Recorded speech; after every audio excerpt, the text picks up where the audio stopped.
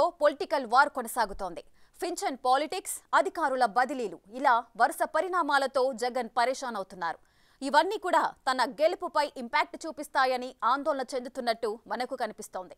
అవ్వాతాతలకు పింఛన్ కష్టాలు తీసుకొచ్చింది మీరంటూ టీడీపీ, వైసీపీ నేతలు ఒకరిపై ఒకరు దుమ్మెత్తిపోసుకుంటున్నారు.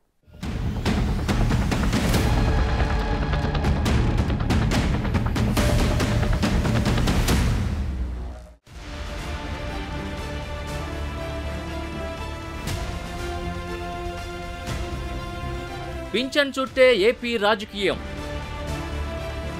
ఎన్నికల ముంగిట ఇది ఏ పార్టీకి అడ్వాంటేజ్? అధికారులపై బదిలీ వేటుతో ఎవరికి లాభం? ఏపీలో సార్వత్రిక ఎన్నికల వేళ వాలంటీర్ల అంశం రచ్చరచ్చ అవుతోంది. ఎన్నికలు ముగిసే వరకు వాలంటీర్లతో పింఛన్లు పంపిణీ చేయించవద్దని ఈసీ ఆదేశించింది. దీంతో ఏపీ రాజకీయం ఒక్కసారిగా వేడెక్కింది.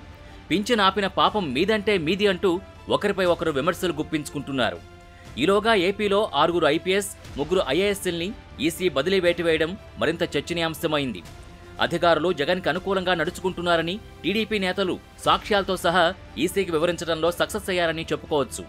అందువల్లే రాష్ట్రంలో ఒకేసారి 9 మంది అధికారులపై బదిలీ వేటు పడింది. అంతేకాదు, వారిని మళ్లీ ఎన్నికలతో సంబంధం లేని పోస్టుల్లోకి పంపించాలని ఆదేశించింది అంటే అర్థం చేసుకోవచ్చు ఈసీ ఈ అంశాన్ని ఎంత సీరియస్గా తీసుకుందో.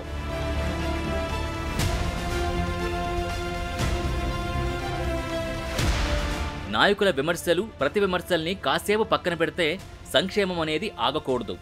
ఎందుకంటే ఆ సంక్షేమ పథకాల వల్లే వృద్ధులకు నెలకు ఇంత పింఛన్ వస్తుంది. అది మందులకో ఇతర ఖర్చులకో పనికొస్తుంది. ఆ పింఛన్ అకస్మాత్తుగా ఆగిపోతే పండుటాకుల పరిస్థితి ఏంటి?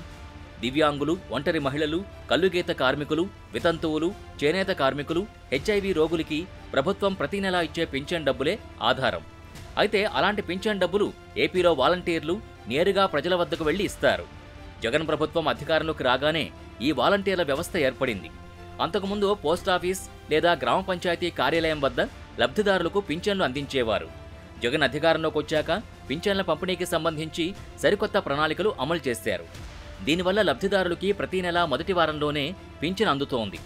ఏపీలో ఎన్నికల కోడ్ అమల్లో ఉన్న నేపథ్యంలో పింఛన్లకు సంబంధించి ఎన్నికల సంఘం కీలక నిర్ణయం తీసుకుంది. వైసీపీ ప్రభుత్వం అమల్లోకి తీసుకొచ్చిన వాలంటీర్ల వ్యవస్థ ద్వారా పింఛన్లు పంపిణీ చేయకూడదని, వారు లబ్ధిదారుల్ని ప్రభావితం చేస్తున్నారని ప్రస్తావిస్తూ ఈ నిర్ణయం తీసుకుంది. దీంతో ఈ నెల పింఛన్ల పంపిణీ బుధవారం నుంచి ప్రారంభమైంది.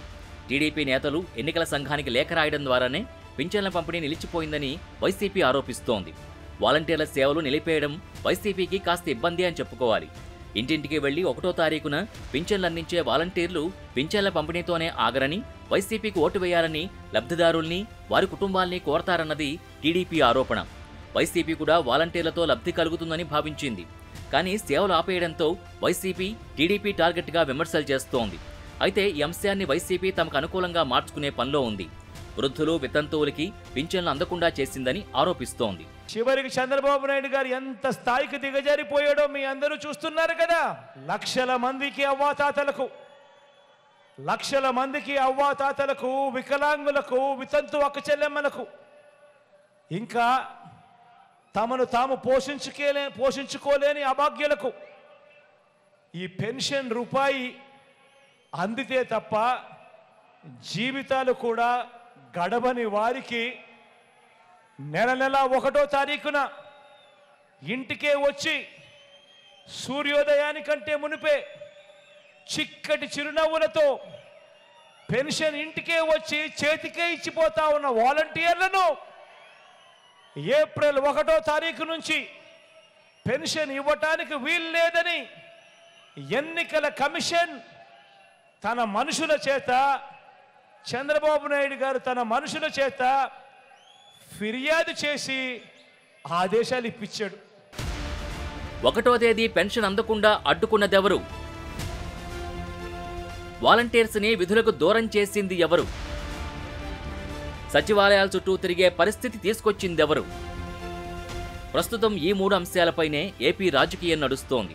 సిటిజన్స్ ఫర్ డెమోక్రసీ అనే సంస్థ ఫిర్యాదుతోనే ఇదంతా జరిగిందని, దాని వెనక ఉన్నది చంద్రబాబు అని వైసీపీ వాదన. కానీ టీడీపీ మాత్రం పెన్షన్ ఇవ్వడంలో ప్రభుత్వానికి చిత్తశుద్ధి లేదు అని రివర్స్లో అటాకింగ్ దిగుతోంది. ఇలా ఎవరికి వారు తప్పు మీదంటే మీది అంటూ ఒకరిపై ఒకరు అభాండాలు వేసుకుంటున్నారు. సిటిజన్స్ ఫర్ డెమోక్రసీ సంస్థ నిమ్మగడ్డ రమేష్ కుమార్ది అని, ఆయన చంద్రబాబు మనిషి అని వైసీపీ ఆరోపణలు చేస్తోంది. ఉద్యోగం చేసుకుని రిటైర్ అయిన ఐఏఎస్లో లేకుంటే రిటైర్డ్ ఎప్పుడో జస్టిస్లో వాళ్ళు ఎంత ఆస్తులు ఉంటే మాత్రం కోట్ల రూపాయల ఫీజులు ఇచ్చి అంత అర్జెంటుగా డెమోక్రసీ మీద వీళ్ళకి ప్రేమ పుట్టుకొచ్చి దాని ప్రజాస్వామ్య పరిరక్షణకు రావడమే ఏకైక ముఖ్య ఉద్దేశము, ఫోకస్ ఏంటంటే వాలంటీర్ల వ్యవస్థను దెబ్బతీయాలనే దాంతో సుప్రీంకోర్టుకు పోవడం. ఇవన్నీ వీళ్ళ క్యారెక్టరు, వీళ్ళు ఎవరు రిప్రజెంట్ చేస్తున్నారు, నిమ్మగడ్డ రమేష్ కుమార్ అంటే చంద్రబాబు నాయుడు తరపునే పనిచేస్తున్నాడు అనేది ప్రపంచమంతా తెలుసు. రాష్ట్రంలో ప్రజలకు చిన్న పిల్లవాడిని అడిగినా చెప్తారు. గతంలో వాలంటీర్లని తమ పార్టీ కార్యకర్తలుగా వైసీపీ నాయకులు ప్రచారం చేసుకున్నారని, జగన్మోహన్ రెడ్డి మాట్లాడిన మాటలే ఇందుకు నిదర్శనమని వీడియోలతో సహా టీడీపీ నాయకులు సోషల్ మీడియాలో కౌంటర్గా పోస్ట్ చేస్తున్నారు. ప్రభుత్వ ఖాతాల్లో డబ్బులు లేకపోవడం వల్లే పింఛన్లు ఇవ్వలేదని, కానీ దాన్ని తెలివిగా చంద్రబాబు మీదకి డైవర్ట్ చేస్తున్నారని టీడీపీ నేతలు అంటున్నారు. మరోవైపు పింఛన్లపై దాఖలైన పిటిషన్స్ని హైకోర్టు డిస్మిస్ చేసింది. ఎన్నికల సమయంలో ఎన్నికల కమిషన్ నిబంధనల మేరకే నడుచుకోవాల్సి ఉంటుందని సూచించింది. డోర్ టు డోర్ పింఛన్లు ఇవ్వమని, పింఛన్దారులందరికీ ఇంటి దగ్గరికి ఇవ్వమని ఎందుకు నువ్వు స్పష్టమైన ఆదేశాలు ఇవ్వటం లేదు అని ముఖ్యమంత్రిని ప్రశ్నిస్తా ఉన్నాం. పెన్షనర్లందరికీ విజ్ఞప్తి చేస్తున్నాం, మీ ఇంటికే వస్తారు, మీ ఇంట్లోనే ఇస్తారు, గతంలో ఏ రకంగా ఇచ్చారో ఆ రకంగా ఇస్తారని చెప్పి కూడా తెలియచేస్తున్నాం. మీరు భయపడొద్దు, వైఎస్ఆర్ పార్టీ మాటలు నమ్మొద్దు, వాళ్ళ దుష్ప్రచారం నమ్మొద్దు, వాళ్ళ అబద్ధ మాటలు నమ్మొద్దు. ఓడిపోతూ వాళ్ళు నోటికొచ్చినట్టుగా మాట్లాడుతున్నారు కనుక అవి నమ్మొద్దు. పెన్షన్ మీ ఇంటికే వస్తుంది, ఏ ఒక్క పెన్షనర్ కూడా ఇబ్బంది కలగకుండా చూస్తామని చెప్పి తెలియజేస్తున్నాం. ఎన్నికల ప్రక్రియలో నిర్లక్ష్యం, అధికార వైసీపీకి అనుకూలంగా వ్యవహరిస్తున్న కొందరు కలెక్టర్లు, ఎస్పీలపై ఈసీ కొరడా ఝుళిపించడం తీవ్ర చర్చనీయాంశమైంది. ఈసీ నియమించిన స్పెషల్ అబ్జర్వర్ రాష్ట్రానికి వచ్చిన వెంటనే చర్యలు తీసుకోవడం ఇక్కడ గమనించాల్సిన అంశం. ముఖ్యంగా చిలకలూరుపేటలో నిర్వహించిన ప్రధాని సభలో భద్రతా వైఫల్యాల్ని ఈసీ సీరియస్గా తీసుకున్నట్టు తెలుస్తోంది. భద్రతా వైఫల్యాలు, ట్రాఫిక్ని నిలువరించలేకపోవడం వంటివి ఉద్దేశపూర్వకంగానే చేసినట్టు గుర్తించింది. ఎన్నికల కోడ్ అమల్లోకి వచ్చిన వెంటనే రాష్ట్రంలో రాజకీయ హత్యలు, హింస చెలరేగడాన్ని ఈసీ తీవ్రంగా పరిగణించింది. అందులో భాగంగానే ప్రకాశం జిల్లా SP Parameshwar Reddy, Palnadu SP Ravishankar Reddy, Chittoor SP Joshua, Anantapuram SP Anburajan, Nellore SP Tirumaleshwar రెడ్డిపై బదిలీ వేటు వేసింది. వీరితోనే సరిపెట్టకుండా గుంటూరు రేంజ్ ఐజీ పాలరాజుపై కూడా ఈసీ వేటు వేసింది. ఓటర్ల జాబితాలో వీరంతా నిర్లక్ష్యంగా వ్యవహరించడం, అధికార పార్టీకి అనుకూలంగా పనిచేశారని ఫిర్యాదులు ఈసీకి వెళ్లాయి. మరోవైపు ఎన్నికల అధికారులుగా ఉన్న 3 జిల్లాల కలెక్టర్లపైన ఈసీ వేటు వేసింది. కృష్ణా జిల్లా collector Rajababu, Anantapuram collector Gautami, Tirupati collector లక్ష్మీషాని ఎన్నికలతో సంబంధం లేని విధులకు పంపాలని ఆదేశించింది.